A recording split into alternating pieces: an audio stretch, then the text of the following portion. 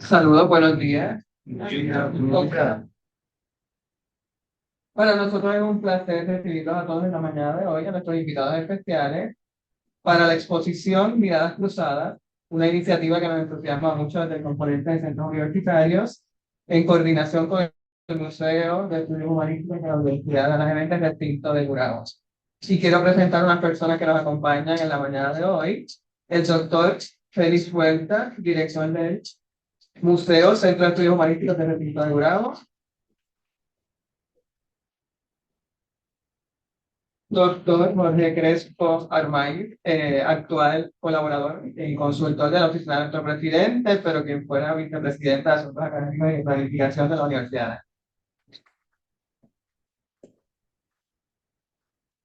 Doctor Jonathan Berríos Domínguez, director del Museo de Arte Doctor Pío López Martínez, Universidad de Puerto Rico, recinto de Calle. Y desde el programa coloquio del Instituto de Cultura Puertorriqueña, el doctor Pablo Crespo Vargas. Bienvenido. Para introducir a uno de estos invitados de la mañana de hoy, dejo con usted a la profesora Juana Rosario. Ella nos va a presentar al doctor Félix Huerta, director de nuestro Museo de Estudios Humanísticos de Recinto. Muy buenos días a todos. Es un placer, ¿verdad?, en esta mañana presentar al doctor Félix Huerta González. Actualmente es el director del Museo y Centro de Estudios Humanísticos de la Universidad Ana Geméndez, recinto de Gurabo, donde es catedrático adscrito al Departamento de Humanidades y Sociales del Programa de Educación General de la División de Artes Liberales. Recinto de Gurabo y profesor en el programa graduado de Estudios Culturales de dicho recinto. Cuenta con una vasta trayectoria docente y administrativa de más de 25 años, en los que ha ocupado posiciones como decano de Artes Liberales de la Universidad Ana Geméndez Recinto de Gurabo, vicerrector y rector de la Universidad Ana Geméndez Recinto de Carolina. Ha ofrecido cursos en el Departamento de Historia de la Universidad de Puerto Rico, Recinto de Río Piedras, y por los pasados 20 años en el programa de maestría y doctorado del Centro de Estudios Avanzados de Puerto Rico y el Caribe. Posee un doctorado en Historia de Puerto Rico y el Caribe y ha mantenido una constante trayectoria de investigación y divulgación en y fuera de Puerto Rico. Fue presidente de la Asociación Puertorriqueña de Historiadores del 2015 al 2021. Presidente y miembro fundador de la Asociación de Investigación Deportiva de Puerto Rico 2016-2017 y de Giro, historiadores de la región oriental de Puerto Rico del 2014 al 2017 y designado miembro de la Junta Asesora de Documentos Históricos de Puerto Rico. Fue investigador principal y miembro del Management Committee del proyecto Connect Works, The Caribbean Origin of the Modern World, que dirige la doctora Consuelo Naranjo del Instituto de Historia del Consejo Superior de Investigaciones Científicas en Madrid, España, y que reúne 15 instituciones de investigación de Europa, América Latina y el Caribe. Entre sus publicaciones se destacan los libros Visiones Transversales de Puerto Rico y el Caribe, en el 2021, Deporte e Identidad, Puerto Rico y su presencia deportiva internacional, 1930-1950 y 2006, y los pueblos de la región centro oriental y su historia, siglo XIX y siglo XX, compilador en el 2013, y San Lorenzo, principales hacendados y comerciantes a finales del siglo XIX y 2003. Es un placer presentarles al doctor Félix Huerta. Gracias a la profesora Rosario y queremos un espacio antes de que se dirija el doctor Huerta para nuestro director del Centro de Estudios, el señor Ramón Díaz, que nos dé un saludo con motivo de la actividad. Señor Díaz, por favor. Buenos días a todos, gracias. Honrados, gracias al doctor Félix Huerta y me uno al saludo de todos nuestros invitados por haber seleccionado el Centro Universitario de Barceloneta, Ana Geméndez. Gracias a ustedes por estar aquí y sacar de su tiempo, ¿verdad?, para escuchar algo muy interesante que les van a traer en la mañana de hoy. Así que, adelante, doctor Huerta. y gracias por seleccionarme. Gracias.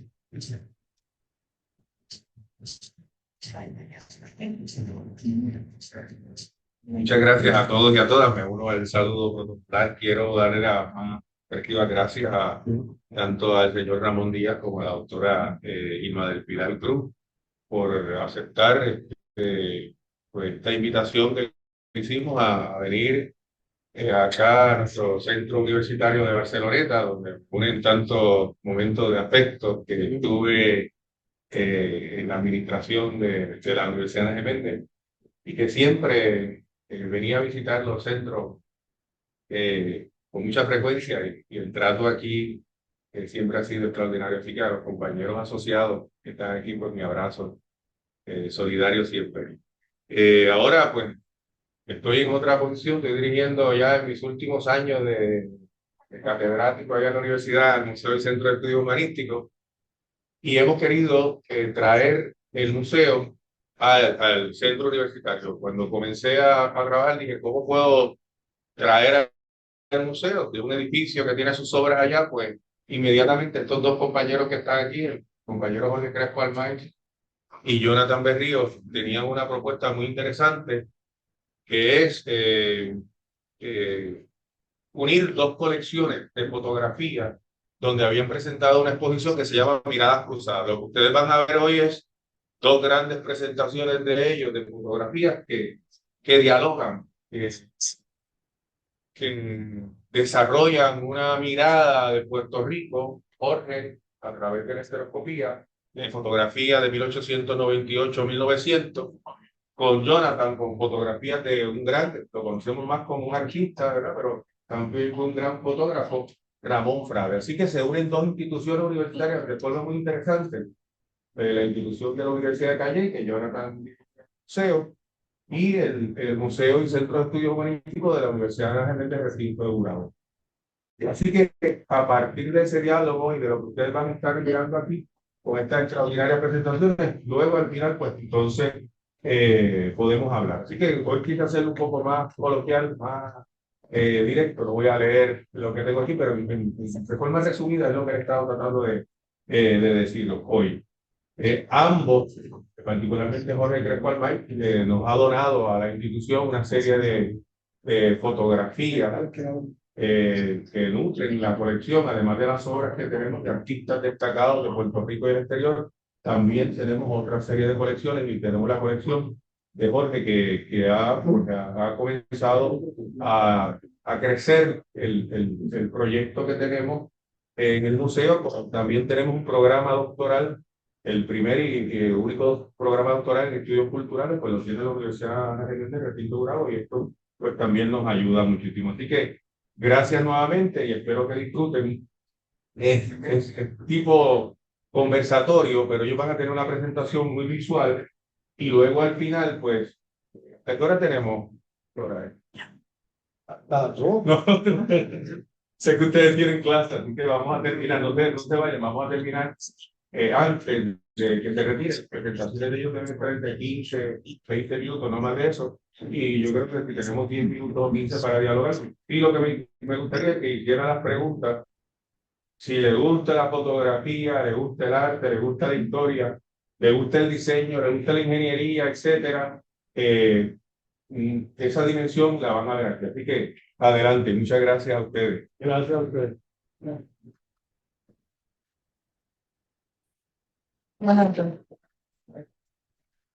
Para mí es un gran placer presentar a uno de los artistas que nos acompañan en la mañana de hoy, el doctor Jorge Crespo Almay.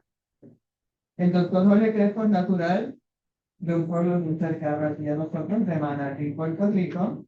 Posee una maestría en planificación de la Universidad de Puerto Rico, recinto de Río Piedras, y un doctorado en historia del Centro de Estudios Avanzados de Puerto Rico y el Caribe. Su especialidad se centra en el análisis de las imágenes visuales, en particular la fotografía, en su doble función como documento histórico y artefacto cultural. Posee además un amplio dominio de los estudios numismáticos, campo en el que ha publicado extensamente, habiendo fungido además como presidente de la Sociedad Numismática de Puerto Rico entre 1997 al 2000.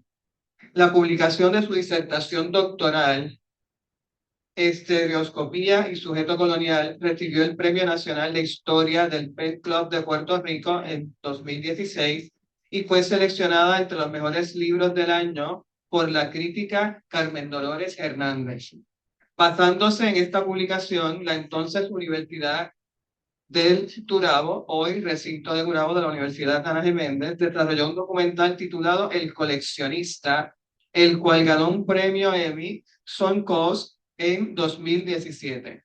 Ha sido miembro de la Junta de Directores del Centro de Estudios Avanzados de Puerto Rico y el Caribe y miembro presidente de la Junta de Directores de la Fundación Puertorriqueña de las Humanidades. Entre sus publicaciones se encuentran La fotografía como estandarte de la verdad y el progreso, estudio de iconografía fotográfica en la medallística de 1880 a 1920. De la prosperidad a la resistencia, la representación de Puerto Rico en la revista National Geographic de 1800 al 2003. El regalo de Prometeo, ensayo sobre fotografía. Juguetes fonográficos, prejuicio y representación en la era precinema 1900 a 1925. Paseos por la caverna, imágenes y representaciones y otras simulaciones. Jack e Irene en Manatí, juego entre fotografía documental y esterilización de la pobreza. Esterilización de la pobreza. Y su más reciente publicación, La Linterna Mágica Puerto Rico, a través de las vistas en cristal, publicada por la Fundación Luis Muñoz Marín. Bienvenido, doctor Crespo, siempre un placer tenerle, más aún en los centros universitarios de la Universidad de donde se le aprecia y se le estima tanto. Gracias.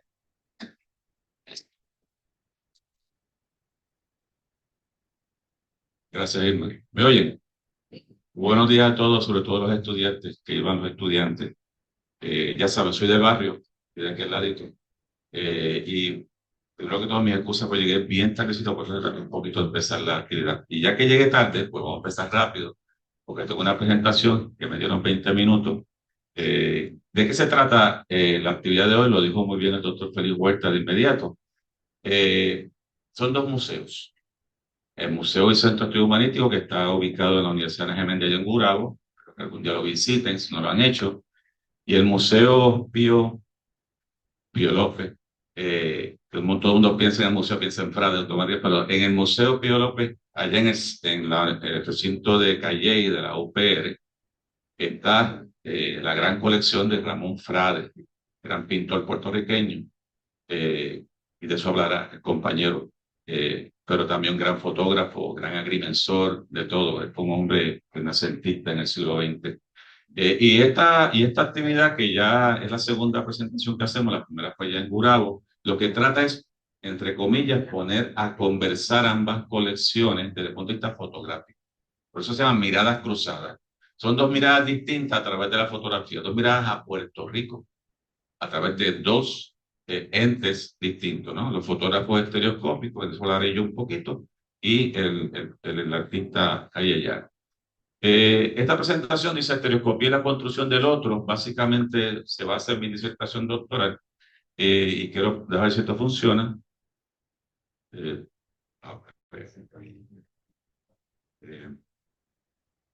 Entonces, apoyo técnico. Vamos allá. Porque no tengo un pointer, tengo un mouse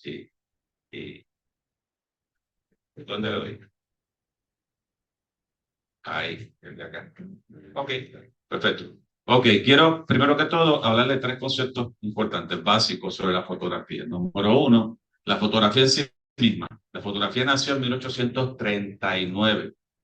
Se inventa la fotografía allá en Francia. Pero tenemos que ver la fotografía como lo que debe ser. Es un documento. La fotografía, pues claro, perdónenme, ¿verdad? Ustedes son la nueva generación, la juventud, vivimos en el mundo digital, todo es digitalizado. La fotografía, estoy hablando de aquí, vamos a hablar de fotografía análoga, la original, la que con una cámara se pega una imagen en un soporte y nuevamente pues queda impresa en un papel o algo así. Esa era la fotografía original de 1939. Así que siendo un papel es un documento, siendo un documento es un texto que nos trae mensajes y tenemos que aprender a leer esas imágenes como mensajes, ¿no? Sobre todo los historiadores, que estamos acostumbrados por la disciplina que para estudiar historia hay que ir a los manuscritos, a los archivos y damos mucha importancia a los documentos escritos. Y menoscabamos las imágenes. Las imágenes llevan mensajes y la fotografía lleva muchos mensajes.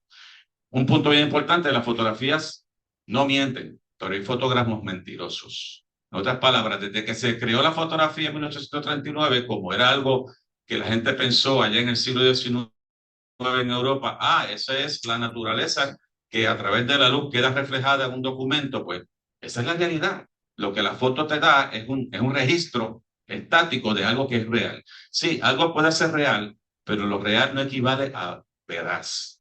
Lo real no equivale a lo veraz, porque la fotografía se manipula de muchas formas. Así que la fotografía es un artefacto cultural, es una creación humana, tiene mensajes, tiene motivaciones, tiene objetivos culturales del que la creó y de los que la observamos. Así que hay muchas formas de que esa fotografía sea afectada desde que se crea. ¿Para qué se hizo la fotografía? Hay un objetivo, sobre todo las que vamos a ver aquí rápidamente, van a ver que tiene unos objetivos muy particulares. Hay selección. Cuando un fotógrafo selecciona algo es porque lo que fotografía es lo que él quiere fotografiar.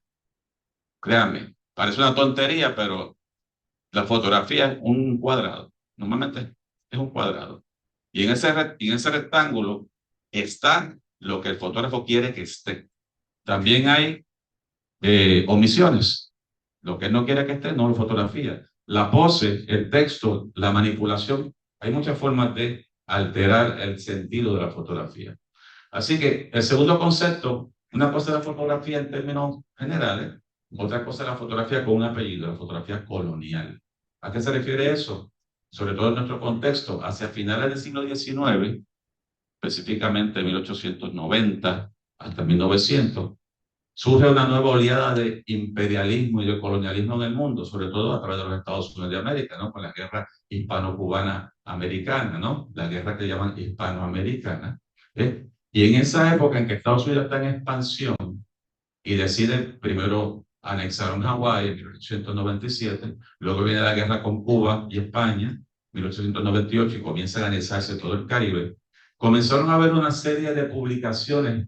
Se publicaron literalmente decenas, si no cientos de libros en esa época, 1900 aproximadamente, con textos describiendo esas nuevas posesiones, describiendo esos nuevos países, islas que ellos anexaron y las describían bien peyorativamente. Era la visión colonial, la visión de que nosotros estamos salvando a estas posesiones para ver si estas pobrecitas gente podemos mejorar su vida y traerles el progreso, ¿no? Así que hay cientos, literalmente cientos de libros que se publicaron y la mayor parte de ellos son prolíferos, llenos de imágenes, de fotografías, muchas fotografías. Y esa fotografía es, entre comillas, colonial, porque es una fotografía igual que el texto, que tiene un objetivo. El objetivo es de representar a estas posesiones como atrasadas, primitivas y que requieren, necesitan que una civilización mayor, como los Estados Unidos, las domine, las amaestre, las tutele, no, el tutelaje, las controle para ver si las ayuda, ¿no? En ese sentido. Así que, ¿qué significa eso? La construcción de un discurso de alteridad, de otredad. Y nosotros versus ellos. Nosotros somos los centros de poder, puede ser el imperio francés, pero el inglés, en este caso el imperio estadounidense. Esas sociedades, entre comillas avanzadas, se identificaban a sí mismos como inventivas, racionales, capacidad abstracta, mente eran bien morales, disciplinados, sociedades adultas, sociedades científicas, sociedades de progreso. Y lo que hacían era contraponer en un discurso que el resto del mundo y esas posiciones eran todo lo contrario. Era un polo, positivo y negativo. Si nosotros somos inventivos, científicos, disciplinados, avanzados, esas pobres sociedades, como sean Filipinas, Cuba, Puerto Rico, pues ellos lo que hacen es imitar, no crean, no tienen capacidad de crear conocimiento, imitan, son irracionales, son prácticos, son espontáneos, los domina el cuerpo, no la moralidad. Así que se crea un discurso, una narrativa de lo positivo que somos nosotros, lo negativo que son ellos, nos necesitan para progresar.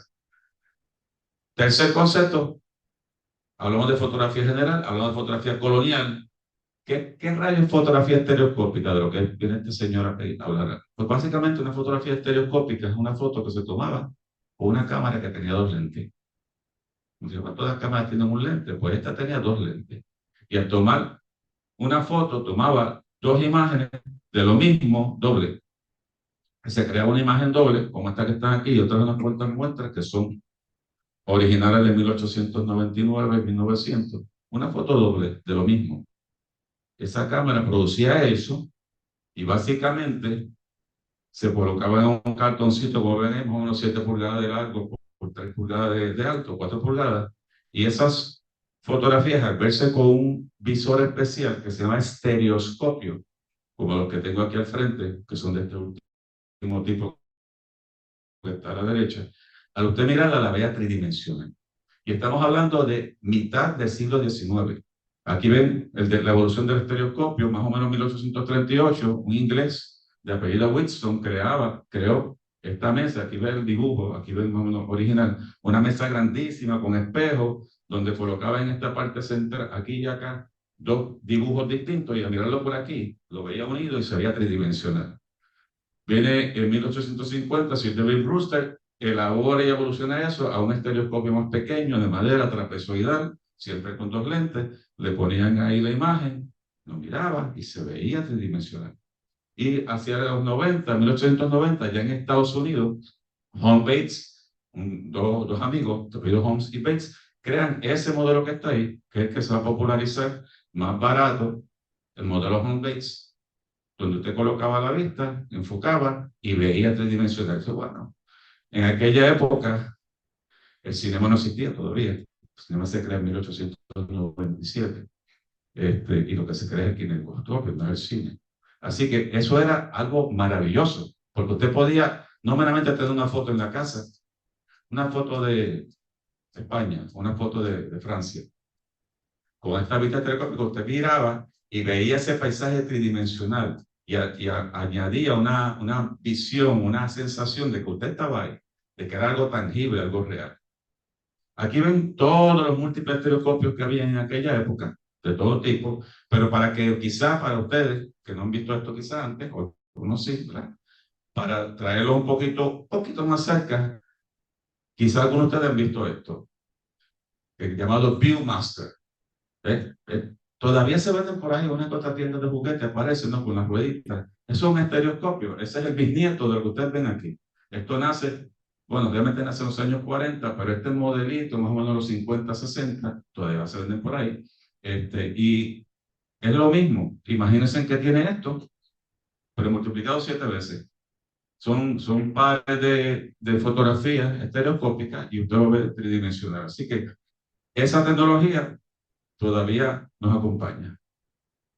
Así que básicamente la estereoscopía tuvo 3 impactos culturales bien importantes. El primer impacto, que por ser tridimensional, se reafirmaba un discurso mental que había en la sociedad del siglo XIX de que la fotografía no podía mentir. Y si la tengo tridimensional también, refuerzo esa fantasía de que es real, porque es tangible, oye, como que lo puedo tocar. Así que se reforzaba ese pensamiento.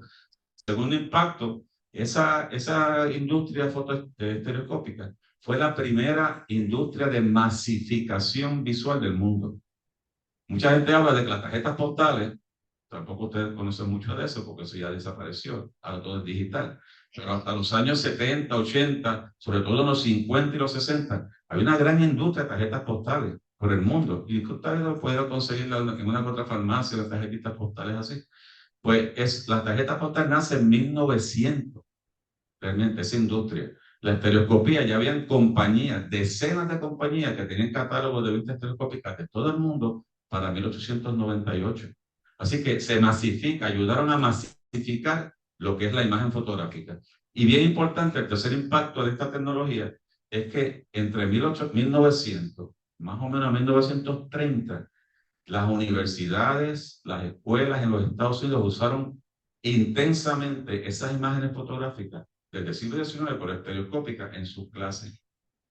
como recurso pedagógico. Así que todos los mensajes que habían antiguos ahí, esa narrativa que les dije del colonialismo, fueron reciclándose a través de esto en escuelas y universidades de los Estados Unidos.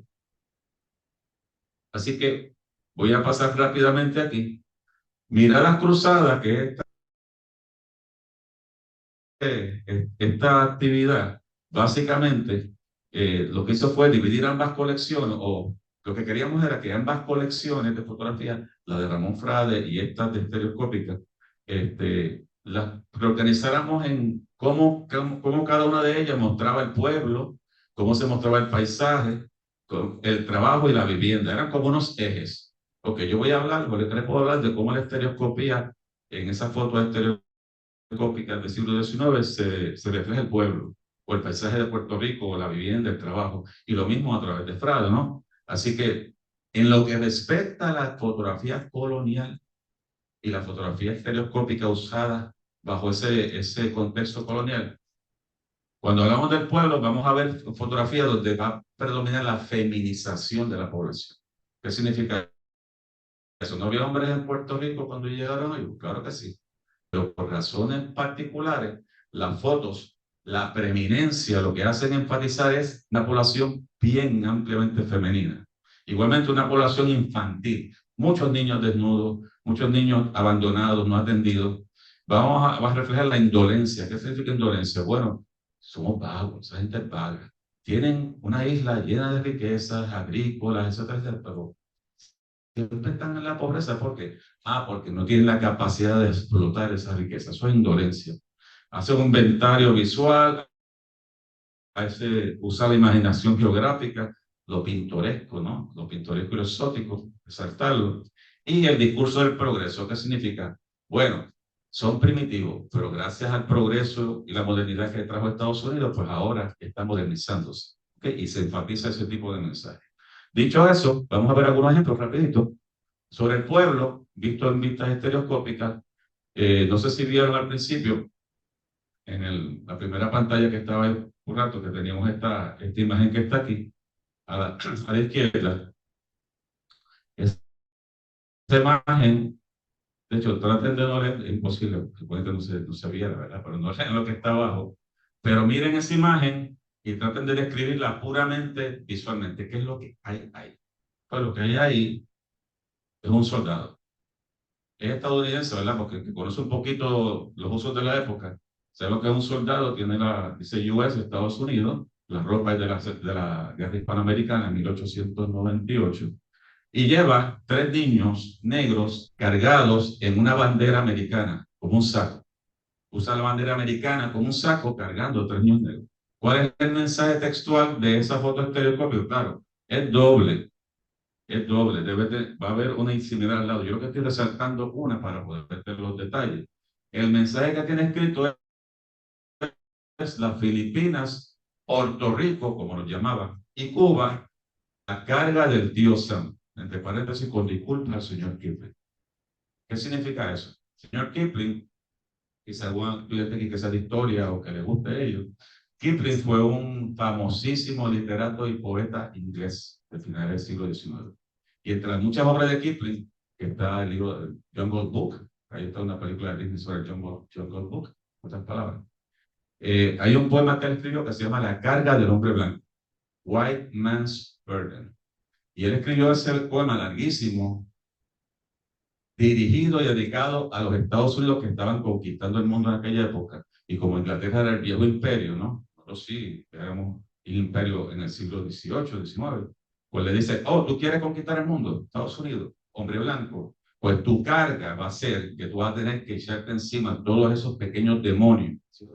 Esos pequeños demonios primitivos y ayudarlos a progresar. Eso va a ser tu carga.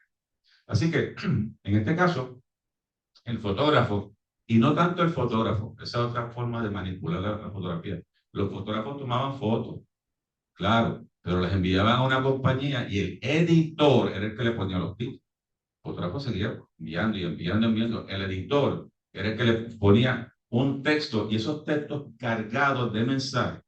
Porque de nuevo, si usted tapa eso aquí, como con cualquier foto, olvídese del texto. Usted ve, pues, un soldado cargando a 3 niños y se acabó. Ah, usted puede decir negro, pues si una bandera americana como sea, pues usted puede mismo con su capacidad mental añadirle simbolismo a la foto. Pero cuando el editor le pone un título, le está añadiendo un mensaje que quiere que usted vea. Y él está diciendo que esos son Cuba, Filipinas y Puerto Rico. ¿Sí? Básicamente. Gracias. Perdón. A ver si vuelve hacia atrás. No vuelve. Es que había otra.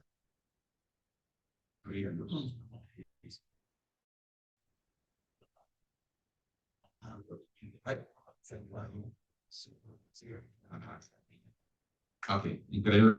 Lo logré. Esta que está aquí es diferente, ¿no? Aquí ven, de nuevo, si les pido a ustedes, piensen ustedes mismos qué es lo que ven ahí. Pues dos niños, no puedo definir si es hembra o varón, no sé, podría ser una niñita y un niño que están parados sobre un puentecito de madera. Eso es lo que hay. ¿Qué dijo el editor? Que son niños puertorriqueños con sus ropas de domingo, cerca de Bonito. Dice ahí bonita, es un error gramatical, es bonita. Así que, si usted sabe lo que para el americano es el Sunday dress, ¿qué son las ropas de domingo?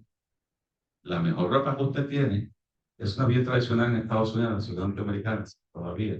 El Sunday dress es la ropa muy buena para ir a la iglesia. Entonces, no está tirado, pero si tú para la iglesia, el Sunday dress es poco lo mejor. El mensaje es, si esas son los Sunday dress de los niños de Puerto Rico, ¿qué usted se puede imaginar del resto de la población? Es un mensaje peyorativo exagerado, ¿no? Seguimos. Otra, aquí vemos 4 niños en la playa mirando el mar. ¿Qué es lo que usted hace cuando va al mar? Cuando usted va a Mar Chiquita o va a La Esperanza aquí en Manatí o va a Puerto León, Vega Baja. Digo, aparte de vacilar y todo el mundo hace en la playa, ¿verdad? Pero uno se sienta ahí, si ya está solo de verdad, mirando el mar. Uno se queda eleto, dice en mi pueblo, eleto. El mar en sí mismo, ¿no? Es una cosa. Pero no, él dice que están esperando al tío Sam. Waiting for Uncle Sam on the beach at Puerto Rico, esperando al tío Sam. 4 niños. De nuevo, fíjense que son 4 niños. 4 niños desnudos, de espalda, mirando al mar. Pueden estar locos por meterse y tirarse de pecho al agua, pero no, él dice que están esperando al tío Sam. La carga del mensaje es clara. Hay otros detalles en el texto, pero voy avanzando. Aquí tenemos a un anciano, una suma que es un pordiosero porque está extendiendo la mano abierta, pidiendo. Tiene quizá un lazarillo detrás, un niño detrás que está con bulto de hacer la ropa de él, sus pertenencias. Y aquí vemos el mensaje de la indolencia. Dice, pobreza humana entre la riqueza de la naturaleza. Un pordiosero en Adjuntas, Puerto Rico, 1899, esa foto. Así que está diciendo cuál es el mensaje. Es un país muy rico, pero hay mucha pobreza. ¿Por qué? Porque no son incapaces para desarrollarla. Esa que está a la derecha, una niñita, unos niños, hay 2, uno totalmente desnudo y la niña tiene, parece que un trajecito, dice inocentes de vestido, son unas casas en Cataño de Puerto Rico. Lo que está detrás de la foto, que no se ve aquí, no sé si hay un texto, porque como se usaban en las escuelas, tienen textos en la parte de reverso, y el mensaje que hay detrás dice básicamente que aquí la gente y los niños viven como Dios lo trajo al mundo. Felices, desnudos por todos lados, y aunque la naturaleza los rodea, pues les da otras capacidades y potenciales, no, ellos viven así porque prefieren, son un poquito vagos. Vuelvo y lo disparo atrás. Ahí está el texto, ¿verdad? No voy a leerlo, pero básicamente ese es el mensaje. Aquí vemos más del pueblo, estamos viendo el pueblo, cómo ellos fotografían el pueblo. Aquí ven el formato doble, yo estoy resaltando un detalle. Esta es una escuela pública, una escuela en Cagua. Y el mensaje que dice, el texto es que el regalo más grande de Estados Unidos a Puerto Rico es la escuela pública. No había escuelas públicas en Puerto Rico o España, eso es correcto. Había unos niveles superiores, pero muy poco. Ahora, no se ve aquí, pero detrás usted ve esta vista y tiene un texto extenso, larguísimo, donde básicamente después dice que el regalo más importante es la escuela pública. Detrás comienza a describir los niños y dicen, bueno, estos son niños que son una raza mezclada entre nativos y españoles y negros, y son básicamente bien dóciles que están preparados para que podamos moldearlo. La que está a la derecha, el título en inglés es Dusky Bells, Puerto Rico se traduce bellezas oscuras en Puerto Rico. El mensaje está claro también. 3 muchachas, bellezas oscuras. Y hay otras que estoy dando aquí como ejemplo de la mirada del pueblo, familia puertorriqueña, procesión funeral en Aguadilla. Ellos los estadounidenses se impactaron mucho de nuestras costumbres mortuorias o funerarias.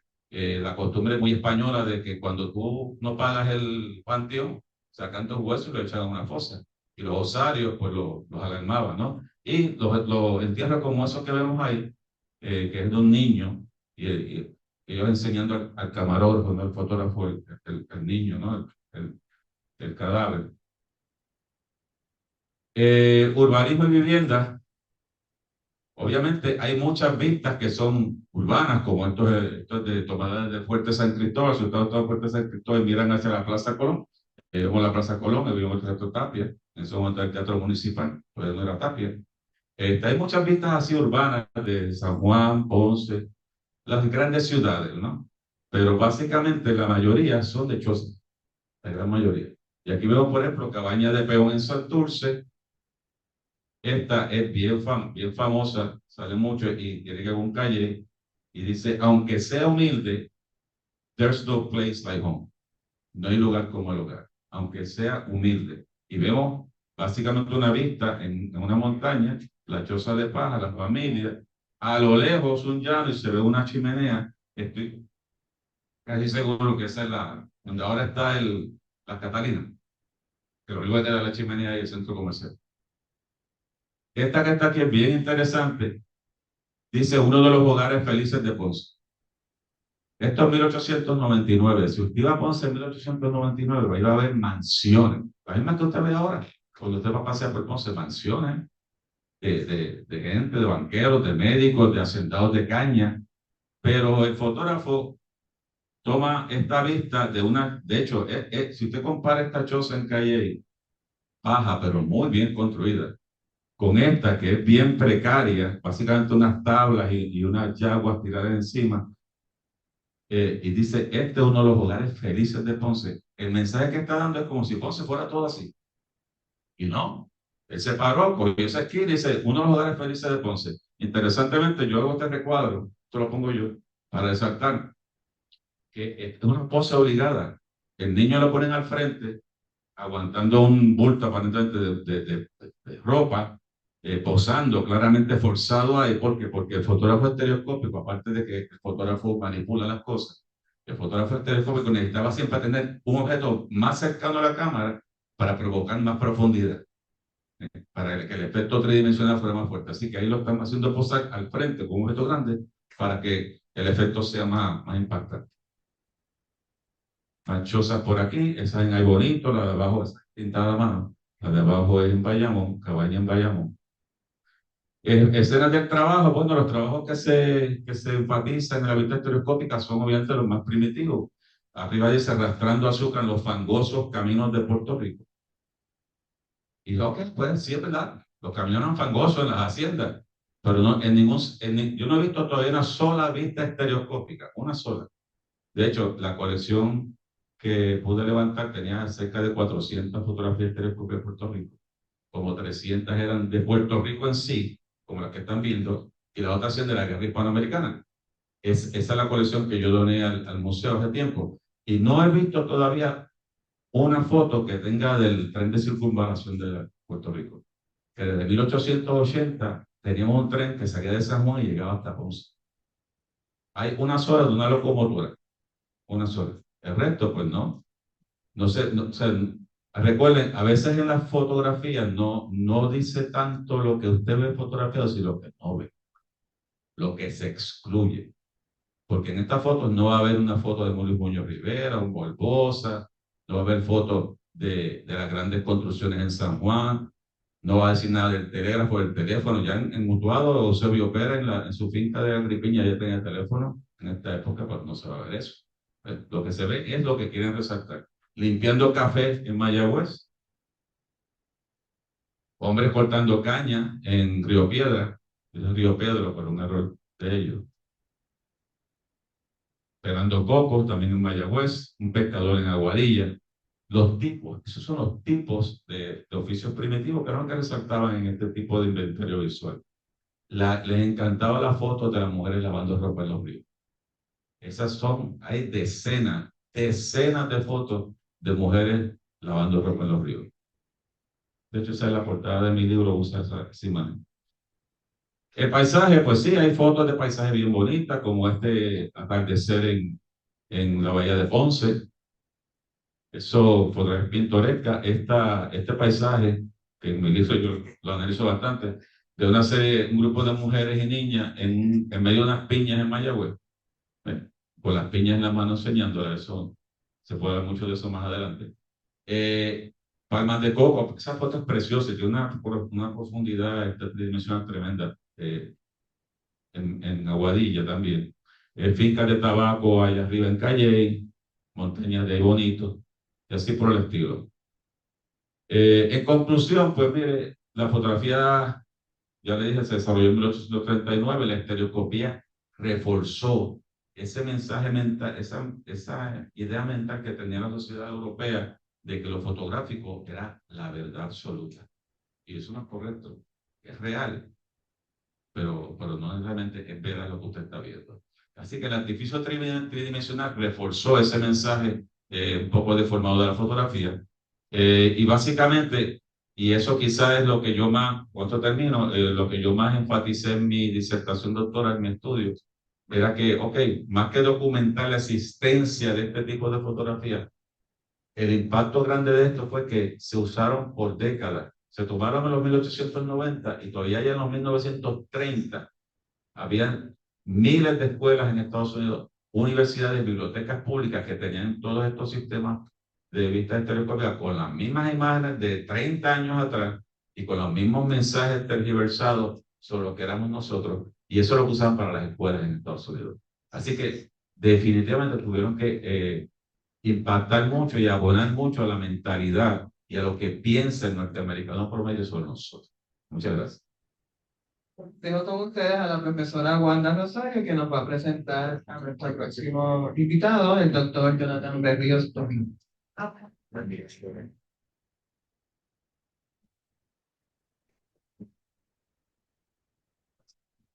Doctor Jonathan J. Berríos Domínguez, natural de Collores, Juanavías, educador, historiador y poeta.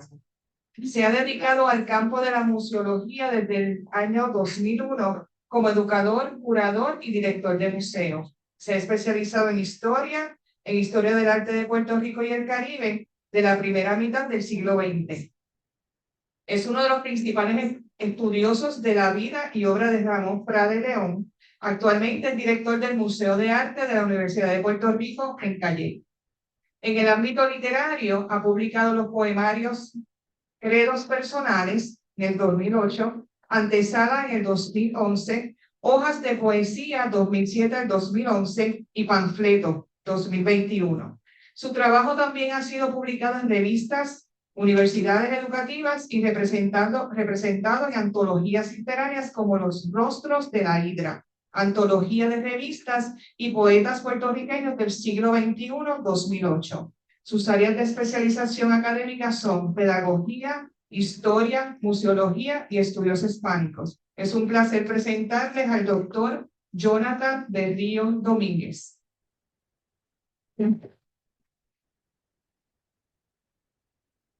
Muy buenos días, tengan todos y todas. En lo que sube la presentación, tuvimos ahí una confusión con respecto a la presentación, pero ya mismo va a estar aquí disponible. Voy a repasar lo que han dicho los colegas. ¿Qué pretendemos hoy y qué es lo que estamos haciendo hoy? Ustedes muy bien saben que los museos son espacios físicos, en su mayoría. Hay museos completamente en línea, que no existe el edificio como tal, pero nosotros tenemos museos que son edificios.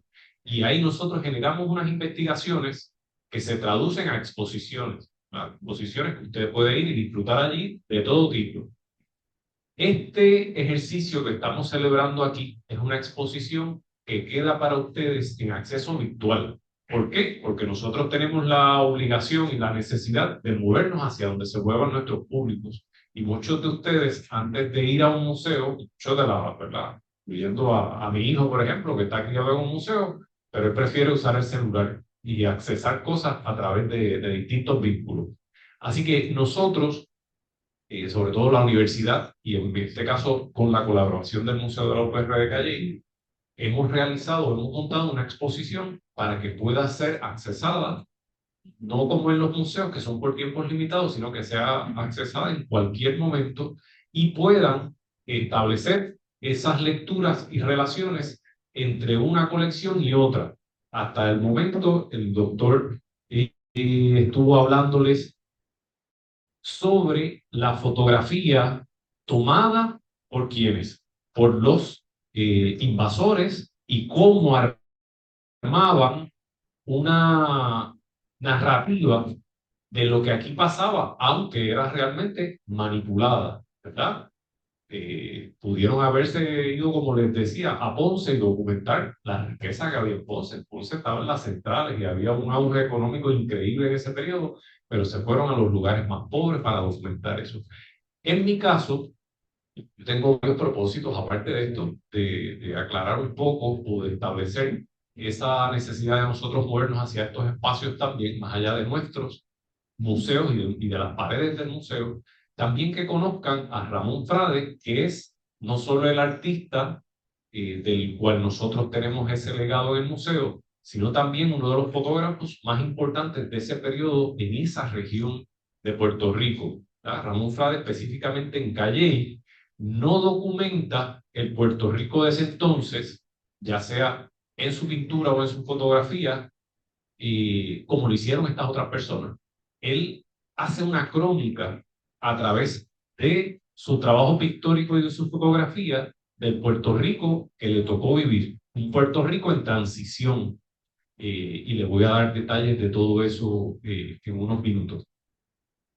Algo bien importante también que me gustaría con ustedes, yo hace unos cuantos años atrás, no voy a decir hace cuántos, estaba con ustedes escuchando, ¿verdad? A cada conferencia que a mí me invitaba algún profesor, yo iba, y, ¿verdad? Y ahí me enamoré de la historia en algún momento.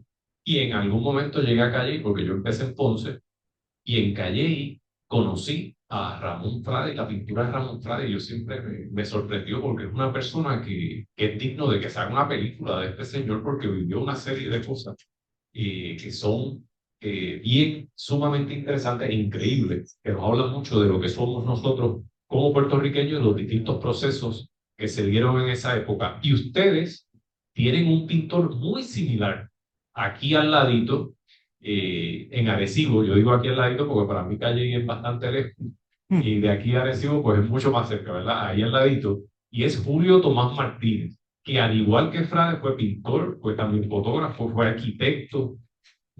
Así que yo los invito, si alguno de ustedes, indistintamente en la concentración que estén, porque créanlo o no, yo empecé en programación de computadora. ¿Cómo llegué a la historia? Eso es una historia también larga, pero por ahí entré y luego me enamoré de la historia y la literatura y por ahí seguimos y estamos aquí. Así que no tengo duda que si alguno de ustedes le pica, como decimos nosotros, esa vena de la historia, también hagan trabajos como el que hemos hecho o hemos venido haciendo de Ramón Frade en el caso de Calle. Con el lado derecho o el izquierdo, por favor. Que no se Ajá. Pues mire, para hablar de Ramón Frade y llegar, bueno, primero, como introducción, lo que les decía, aquí hablamos en la presentación anterior de la fotografía y analizamos o se analizó cómo se armaba esa narrativa. Yo voy a hacer todo lo contrario. Voy a hablar del pintor, de todas las circunstancias de este artista y cuál era el interés particular de él con relación a la pintura y a la fotografía. Ahora, yo voy a mostrar mayormente pintura y en la presentación o en la exhibición que ustedes van a tener, que ahorita les vamos a dejar los enlaces, usted ahí puede ver la fotografía y establecer esas comparaciones. Pero yo quiero darle, ¿verdad?, el por qué Frade hace lo que hace, retrata lo que retrata, pinta lo que pinta, y por qué es considerado uno de los pintores más importantes de ese periodo. Dicho sea de paso, ahora mismo en el 2025 celebramos su 150 aniversario de su natalicio, y por eso también estamos aquí para ustedes, ¿verdad?, difundir esa información. Pues hay tres historias bien importantes para el caso de nosotros en el museo, y es conocer cómo es que llegamos nosotros a tener todo un legado de un pintor, que dicho sea de paso, es de los pocos que hay en Puerto Rico, donde hay todo lo que había en su casa, él lo donó a la universidad. Y todo es todo, muebles, camas, libros, obras, entre todas. El museo, cuál es el desarrollo del museo, y también luego vamos a la vida y obra de Ramón Frade. Eh, Ajá. La donación, pues para que entiendan un poco cómo llega una colección tan compleja a la universidad, pues ya en el 40 Frade le había comunicado, había dicho y reconocía la importancia de su obra y comunica que él quería donarlo todo a una institución puertorriqueña, que fuera, ¿verdad?, del pueblo, y reúne obras de distintos pintores como Morate, que era un pintor español, de Sangre, que es dominicano, Oyer, Pou Rechani, todos estos puertorriqueños. Y curiosamente, ¿verdad? Hoy en día, una de las pinturas más cotizadas o de las obras más cotizadas son las de Oyer. Frade tenía como 5 y regaló como 2 de ellas a Miguel Pou, que era su amigo, sí, porque en aquel momento pues, no tenían el valor que tienen hoy en día. Pero para que ustedes tengan una idea del valor de esa colección y lo que tenía Frade. En el año 54 muere, y en el 57 es que su viuda lo dona todo a la Universidad de Puerto Rico en Río Piedras. ¿Por qué Río Piedras? Porque la de Calley todavía no existía. Así era la casa del pintor, ya él tenía un pequeño museo en su casa y mucha gente lo visitaba y él daba charlas a estudiantes como ustedes, podían visitarlo y él allí estaba hablando de obras de literatura, de filosofía, de pintura, entre otras cosas. Así que ahí ven la sala y el taller del pintor. Aquí vemos la casa que todavía se encuentra allí en la plaza de Calle, y él vivía justo frente a la casa, y cuando salías al balcón, él es este que está aquí, mírenlo por aquí a Ramón Frade, con su esposa escondidita por aquí, así que si usted pasaba por allí por la plaza, pues posiblemente lo iba a encontrar. Bien, fundación del museo. Voy a ir en algunos de estos elementos bien rápido, solo para que tengan una idea cómo es que se arma esto. Se funda el museo en el 66, como Frade para Calley es un hijo predilecto, tanto así que en Calley muchas cosas se llaman Ramón Frade. La Plaza del Recreo, que es donde Bad Bunny presentó el último disco, no sé si lo llegaron a ver, la primera presentación fue en la Plaza de Calley, en la Casa de la Música, que es otro museo. Allí fue, pues la plaza se llama Ramón Frade, tenemos el Teatro Frade, la calle Frade, la Escuela Frade, el museo nuestro, que es Museo Frade, así que es un hijo predilecto, vamos. Y la gente empezó a pedir que se llevara, se devolviera a Calle y todos esos elementos que estaban en Río Piedra, y finalmente eso se logra en 1979, bajo el doctor Pío López. Por eso es que nuestro museo se llama Museo Doctor Pío López Martínez.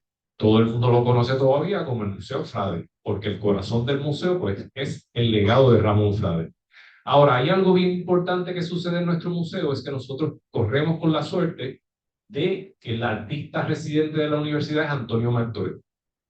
Antonio Martorell es uno de los artistas contemporáneos más conocidos y, ¿verdad?, de una trayectoria increíble, y él tenía una gran conciencia, o tiene una gran conciencia, de algunos problemas de nuestra sociedad, y uno de ellos es la pobre cultura que tenemos, incluyéndome yo, de visita a los museos. Y tiene que ver mucho, según Martorell, pues que sentimos que los museos pertenecen a otro grupo, a otra clase, que eso es para un grupo de intelectuales, que son artistas. Y muchas veces nosotros en las escuelas, yo soy de producto de escuela pública, vamos desde kinder a 12 y solamente hemos visitado como en todo ese trayecto como 5 museos en 12 años, ¿verdad? Piensen ustedes cuántas veces los llevaron en una excursión a un museo. Lo ideal es que usted vaya como una vez al mes, por lo menos, para que se exponga, vea, lea, analice. Los museos van cambiando sus exposiciones. Así que esa reconceptualización ocurrió del 97 al 2000 y se inaugura la Casa Frade, que es lo que vamos a ver ahora. Ahora, esto es algo bien importante, lo voy a brincar rapidito, pero nuestro museo no siempre fue hecho para ser museo, y es una de las situaciones, muchos de nuestros espacios de museos en Puerto Rico, es que son edificios que se convierten en el museo. Luego, el de nosotros La Universidad de Puerto Rico en Calle completa está dentro de un campamento que lo que era un campamento militar norteamericano, se llamaba Campamento de Henry Barracks. Y el museo era esto que está aquí, era el club de los oficiales de ese campamento militar. Luego, cuando Pío López lo tiene, lo dirige, pues Pío López era un profesor de historia, no necesariamente un museógrafo, y en aquel momento las carreras en museología o museografía, ¿verdad? Todavía eso apenas se hablaba en Puerto Rico, y hace lo mejor que puede con esos materiales que había del legado Frade. Por eso es que Martorell, cuando le piden dirigir el museo, él dice, sí, yo lo dirijo, no hay problema, pero tengo que reconceptualizarlo, porque él quería crear un museo que la gente llegara y se sintiera atraída, que se identificara con el mismo. Así que esto es lo que hace Martorell. Si usted va a nuestro museo ahora, en vez de aquellas paredes cremas que parece como estoy citando a Martorell, no se ofendan los otros museos, ¿verdad? No estoy hablando de lectura de otros. Me parecen a veces hospitales con cuadros así en línea, fríos, y no comunican. En el caso de él, no. Él dijo, tenemos que hacer un museo que sea con colores, que la gente si va a visitar a Frade, que lo vaya a visitar en su casa, que es como visitar una casita. Y para darles una idea, yo he recibido, ¿verdad?, visitas desde niños de 3, 4 años, universitarios, y gente, poblaciones súper adultas, 80, 90 años, y yo he tenido señoras que han llegado allí al museo y adivinen qué es lo que van y hacen tan pronto llegan a la casita. No miran ni los cuadros, van a tocar la pared. Hacen así, dicen, ay, esta sí era la casita de mamá. Pero el logro está hecho porque entonces ya esa persona se identifica y está más dispuesta a recibir la información que uno le da, ¿verdad? Y aprender sobre Frade. Seguimos por allí. Hay algo sumamente importante para conocer, ¿verdad? ¿Por qué Frade pinta lo que pinta? Primero era que se le acusó a Frade o se decía, esto es una vagancia intelectual de mucha gente, de decir que Frade pues había pintado el Pan Nuestro y no había nada más allá, ¿verdad? Así que nosotros en el museo nos dedicamos a hablar del Pan Nuestro, pero también de todo lo que hay más allá del Pan Nuestro y de por qué Frade pintó lo que pintó. ¿Bien?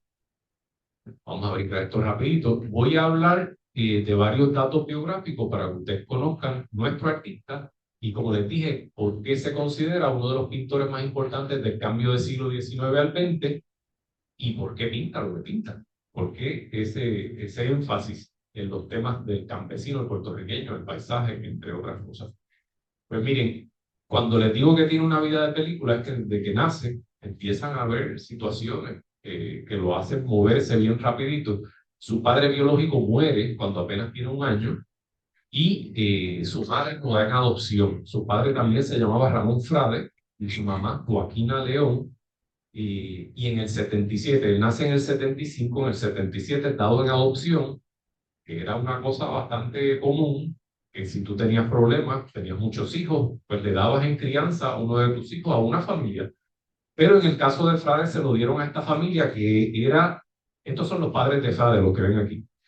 Se lo dan a este señor que era Nemesio Laforga, que era un señor español, y su esposa era una señora dominicana de apellido Ricard, María Luisa Ricard.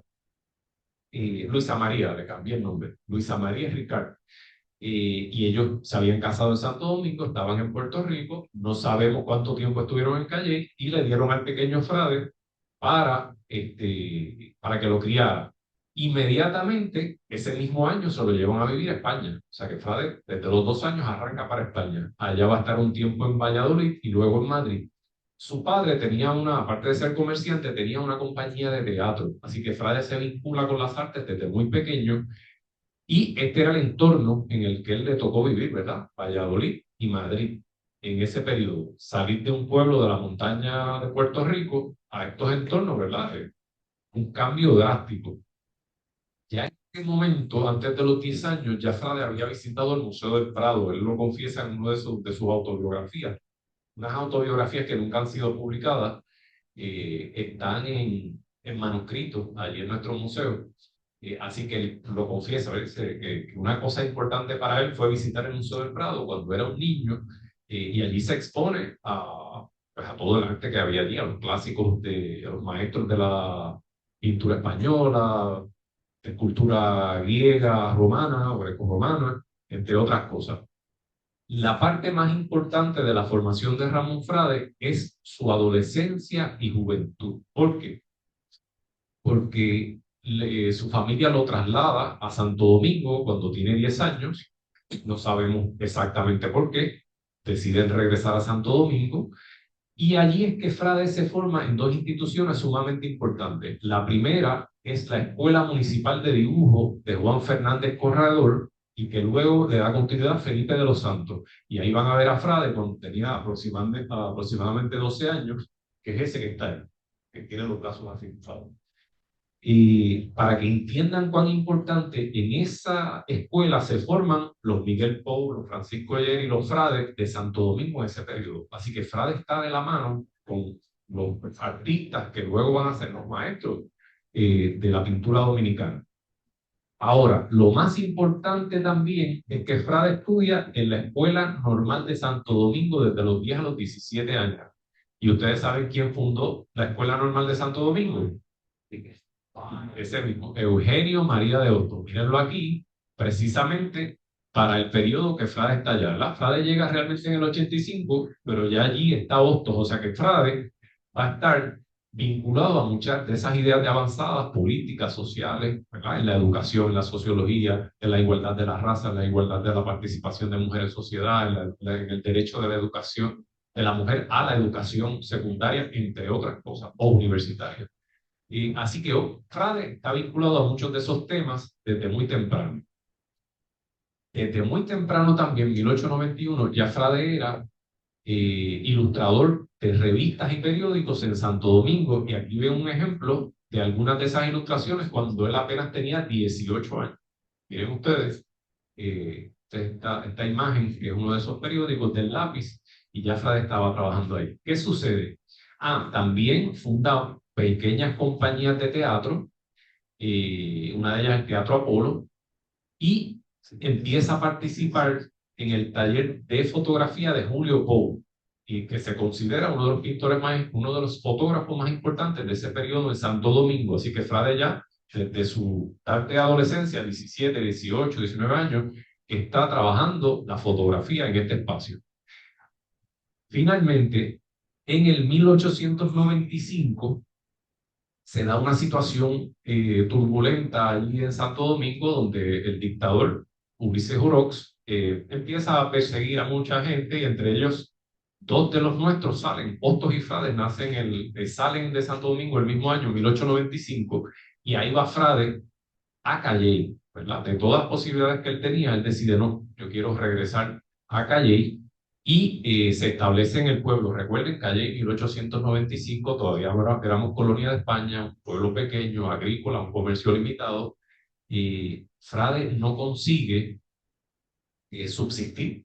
Y lo único que consigue en ese momento es que el alcalde en ese periodo le dijera, pues mira, Frade, para pagarte algo, pinta a la reina. Esta postal es una postalita que la hay en distintos, todavía se consigue, de María Cristina y Alfonso XIII, una postalita en blanco y negro, que tal vez como de 3x2. Yo la vi en el Museo de Historia de Ponce, no sé si está visto todavía, o hayan, ¿verdad? No sé si después de los temblores, pero sí la vi allí, esa postalita. Y Frade la pinta con 20 años, este cuadro tiene más de 6 pies de alto. La ponen en la alcaldía, no les he dicho algo, Frade era un tipo que siempre andaba armado, siempre andaba con su revólver, y era bien serio, y nadie se metía con él. Y entonces nunca, el alcalde lo que le prometió es que le iban a pagar por ese cuadro. Pasaron la semana, los meses, y nunca le pagaron por el cuadro. Frade, sin decirle nada a nadie, se metió a la alcaldía, cogió el cuadro y se lo llevó para su casa. Nadie le dijo nada, nadie le reclamó. Imagínense, un hombre que siempre andaba armado, ¿quién iba a pararlo? Por suerte, la pieza nunca se vendió, se quedó aquí en Puerto Rico, y llegó a nuestro museo y la tenemos allí. Así que esa fue una suerte. Si no, sabrá Dios, después del cambio de soberanía, después de la invasión norteamericana, a lo mejor lo hubiéramos perdido. Para que tengan idea de sus pensamientos políticos, en el 97 Frade decide irse de Puerto Rico de nuevo porque no podía subsistir, y va a vivir a Haití un periodo de tiempo, y allí se hace muy amigo de Francisco Pachín Marín, Francisco Gonzalo Pachín Marín, y se une al Club Revolucionario de Betance. Les dije ahorita que ese vínculo con Hostos va a ser bien importante, porque Frade va a creer en la Confederación de las Antillas, ¿verdad? Que si Santo Domingo estaba independizada, que Cuba y Puerto Rico también se independizaran y se unieran y hicieran la confederación. Así que ahí ven la boleta de inscripción de Frade en el Club Revolucionario de Betances. Por suerte, Frade no se quedó allí, porque la suerte que corrió Pachín Marín fue otra, ¿verdad? Que murió en la manigua cubana. Y por suerte, Frade decidió regresar a Puerto Rico en 1902. Y se da cuenta inmediatamente que no puede subsistir como pintor y empieza a hacerse de otras profesiones y estudia agrimensura. Años más tarde va a estudiar ingeniería, arquitectura, entre otras cosas. Hasta plomero, se certifica como plomero para subsistir, pero claro, va a vivir mayormente de la arquitectura y de la agrimensura. Así que vamos a saltar un poco aquí. Ahora bien, ¿por qué Frade lo que pinta lo que pinta? Lo primero es que cuando Frade regresa a Puerto Rico en 1902, ya la invasión se había dado e inició en ese momento el proceso de transculturación, ¿verdad?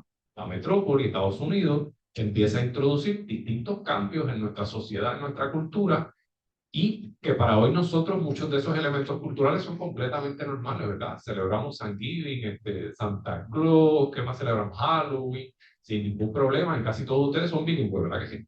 Pues en aquel momento eso causó un choque increíble y mucha de esta gente empieza a preguntarse, espérate, ¿qué va a pasar con el puertorriqueño? ¿Qué va a pasar con el paisaje? ¿Qué va a hacer con todos estos cambios que se están dando económicos y sociales? Así que la primera propuesta o primer trabajo que hace Frade cuando regresa es, curiosamente, el Pan Nuestro, la obra que se considera una de las piezas más importantes de toda la historia de nuestro oeste. Es ese jíbaro que va cambiando un racimo de guineos más fajos, ¿verdad que sí? Ahorita se los muestro. ¿Y qué sucede? Frade, como discípulo de Hostos, entendía que la educación tenía que estar complementada con visitas a los museos, visitas a países, ¿verdad? Donde usted recibiera otros elementos culturales de sus orígenes. Y él quería ir a Europa, quería visitar Roma, y él trata de que le dieran una beca, el gobierno le diera una beca para ir a visitar Europa. ¿Y cuál es el cuadro que presenta para que le dieran la beca? El Pan Nuestro. ¿Y saben lo que pasó? Por el Pan Nuestro, que es una de las pinturas más importantes de toda nuestra historia del arte. No le dieron la beca por el Pan Nuestro. Así que Frade era más inteligente que ellos y les dice, pues no hay problema. ¿Qué te parece si yo te hago una pintura del gobernador de Puerto Rico, que era Deccan Winthrop, gobernador norteamericano, y otra pintura del presidente de los Estados Unidos? Ustedes me compran esa pintura y yo me voy a viajar. Pues los convenció y finalmente, pues sí, hizo esta pintura. Esta está en la fortaleza ahora mismo, pertenece al Instituto de Cultura de Deccan Winthrop, y la de Ruppel también, pero no sé dónde está. Esta, en 1907, datos curiosos, por eso les digo que es una vida para hacer películas, se casa con esta mujer hermosísima, que fue toda su vida su esposa, se llamaba Doña Reparada Ortiz Fuset. Esta señora se casa en 1907 e inmediatamente se va solo para Europa. O sea que su luna de miel fue solo por toda Europa. Eso es verdad, está más moderno que todos nosotros. Y aquí está Frade en el Coliseo en ese periodo. Allí en ese periodo va a estudiar en distintas academias, sobre todo en Roma, como les decía yo ahorita, completando ese proceso de formación que él entendía necesario en toda su formación como artista. Claro, de regreso a Puerto Rico, ya del 1909 a los 10 y pico, 18 por ahí, al 13, perdón, empieza a formarse como arquitecto, como ingeniero, como le había dicho, y se retira, ¿verdad? Ante sus posiciones culturales y políticas, él sigue pintando, pero se retira un poco de los ambientes artísticos y se mantiene allá en calle. No eligió vivir, por ejemplo, en Arecibo, Ponce, Mayagüez o San Juan, que podía a lo mejor vender y demás, sino que se mantiene adaptándose a las necesidades sociales y económicas del pueblo, ¿verdad? Si había caña o había tabaco, pues ok, yo voy a diseñar ranchones de tabaco y los vendía. Y casas, pues diseño casas y así subsistió, ¿verdad? En esa área. Ahora, vamos a ver algunos de los ejemplos de por qué Frade, de las cosas que pinta, y yo les explico entre uno y otro por qué él pinta lo que pinta. Hay algo bien importante que él nos deja dicho. hubo un compositor que nos dejó escrito eso de que en el arte se miente mucho. Y lo que se refería era a la crítica y a la teoría. Muchas veces usted escucha crítica de arte o crítica de literatura que usted dice, ay Dios mío, ¿de dónde sacaron eso, verdad? Lo que nos deja a los historiadores en una posición de ir más allá de esos análisis críticos y tratar de ir cerca de la historia de lo que él vivió, en este caso, como les mostré, lo que vivió el pintor para entender por qué él hacía eso. Pero en el caso de Frade no es necesario, porque Frade lo dejó escrito. Le preguntaron en una ocasión, Frade, ¿por qué usted pinta lo que pinta? Y la respuesta de Frade fue muy sencilla. Como todo, grave, como todo lo puertorriqueño se lo está llevando el viento, en mi deseo de perpetuarlo, lo pinto. No hay espacio, ¿verdad?, para interpretaciones sacadas de la manga. Así que eso fue lo que nos dijo Frade. Así que él sí tenía una preocupación genuina de qué era lo que estaba pasando en Puerto Rico y por qué se va a considerar como un pintor con unos planteamientos de avanzada. Porque este jíbaro que él recoge en 1905 estaba todavía, como decimos en el campo, choreto. Eso estaba, ¿verdad? El jíbaro, pero él lo pinta en un tono, primero como una denuncia, denunciando esa condición de pobreza en la que había terminado este jíbaro, luego de esos procesos que se dieron después de la invasión, ¿verdad?, de cambiar nuestro sistema económico, sobre todo al monocultivo, y como mucha de esa gente que vivía en la montaña, pues quedan básicamente en la nada, muy empobrecidos, y retrata esa condición de miseria en el jíbaro, empobrecido, envejecido, cargando un racimo de guineos mafafo, que es el guineo, la última opción de alimento que usted comería. Yo le pregunto, a lo mejor ninguno de ustedes ha comido un guineo mafaco o un guineo hincho, que usted lo hierve y no coge ni casi ni color, y usted dirá ahora, bueno, pero a lo mejor con un poquito de sal, si lo cortamos, ni quesito. Ese jíbaro lo que tenía era un latón, que a lo mejor calentaba y servía, y ni sal a lo mejor tenía, ¿verdad? Así que es una condición de pobreza extrema, y a su vez él va cargando ese racimo. Si ven, no es un racimo que se carga de un modo tradicional, lo va cargando como si fuera un bebé para establecer el vínculo del puertorriqueño con la tierra, ¿verdad? Esto no es meramente el pan nuestro, sino que también es como que este fruto es hijo, ¿verdad?, de esa relación entre el campesino, el puertorriqueño y la tierra, que es Puerto Rico. Bien, más allá del pan nuestro, pasé dos corridos ahí. ¿Cómo es que vuelvo atrás? No, había un proceso. Ah, mira, o sea, aquí están las flechitas. Ok, más allá de eso, Frade también va a dar y va a resaltar mucho la posición de la mujer, la jíbara. Va a estar en todas las faenas posibles que usted pueda imaginarla, planchando, recogiendo café, buscando agua, en la escuela, caminando con una muñequita, de todo. Pero esta es una de las más famosas, dos versiones de la misma pintura, porque Frade hizo muchas versiones de las mismas pinturas, hizo varias planchadoras, varias recogedoras de café. El pan nuestro lo hizo como 8 veces, pero más pequeño, en formatos pequeños. Así que ahí vemos a esta niña, en cierto modo como alegre, ¿verdad? Es una visión bien distinta a lo que podíamos ver en aquellas fotografías, que eran, ¿verdad? Ellos están como que el trabajo es como algo pesado, son vagos. Aquí la narrativa es otra. Esta mujer está en una montaña, porque eso, el café no se da en ningún llano, eso es un rico, y ella está feliz recogiendo café, ¿verdad? Así que hay otra narrativa que igual es una construcción, pero es otra mirada la que Frade ofrece sobre el mismo periodo y la gente, en este país. Aquí está la niña recogiendo chinas, vean una y otra vez, que son tipos populares. Todo lo que usted podía encontrarse en este periodo, vinculado al trabajo. Acá está la planchadora, este es el dibujo a lápiz. Nosotros tenemos como 3 o 4 versiones de ella, y en fotografía también. Lo más curioso de estas, de la planchadora, es que usted puede pensar que esas fotos él la tomó porque él retrataba muchas veces sus modelos y luego las pintaba. Esto las retrató todo, y la recogedora de café en su estudio, con unas telas atrás, y luego las monta en esos paisajes. O sea, que toma la fotografía en su estudio y luego hace todo ese paisaje, ¿no? O sea, como decimos, una construcción completa. Documenta también los espacios de tabaco, como les decía ahorita, ¿verdad? Que como pintor pues no podía subsistir, pero sí, se acerca también desde la pintura a los espacios donde se ganó la vida, ¿verdad? Trabajando en diseño de almacenes de tabaco, entre otras cosas, o ranchones. Y aquí hay un autorretrato que es sumamente curioso, donde él está trabajando como agrimensor, con dos ibaritos observándolo, y un señor acá que evidentemente es él como que le ayudaba, ¿verdad? Cargaba algunos de los elementos que se utilizaban para las agrimensuras. Y otro de los temas sumamente importantes en el caso de la pintura de Frade, pues es el tema de la madre con el niño, y que muchas veces se destaca el Pan Nuestro y resalta tanto porque, pues, una pintura que se ha dado tanta difusión, pero está el tema o la contraparte, que es la mujer con el niño. Y ahí usted puede hacer la lectura completa de ese Pan Nuestro y lo que quiere transmitir el Frade de la relación entre el puertorriqueño y la tierra, ¿verdad?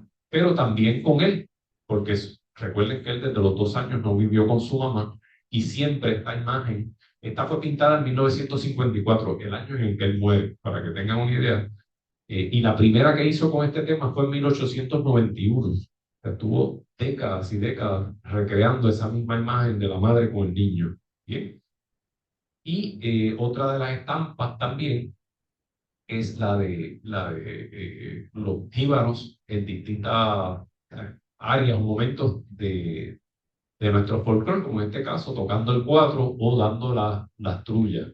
A ver si aquí tengo el de las trullas, míralo aquí, que son los jibaritos tocando maraca y cuatro también en el campo. Esta es otra imagen que sale de una fotografía en su taller y luego lo otro es una recreación en ese campo. Bien, hasta aquí voy a detenerlo, porque yo creo que nos estamos ya en el tiempo o casi nos pasamos de tiempo. Bien, porque hay muchas más imágenes. Yo creo que lo más importante es lo que yo les decía, entender muy bien cómo usted puede hacer una lectura partiendo de dos colecciones distintas, con una mirada, como decimos, marcada con unos intereses y otra con unas preocupaciones de lo que estaba pasando aquí y que documentan precisamente ese mismo periodo de vida. Así que nada, yo espero que algunos de ustedes, ¿verdad?, en el futuro estén acá hablándonos de Julio Tomás Martínez o alguno otro de por aquí de esta región, que eso es, ¿verdad?, la semilla que nosotros queremos sembrar con estas exposiciones, con estos trabajos. Así que si hay alguna pregunta, duda, ahora vamos a pasar allá, que con mucho gusto las respondemos también.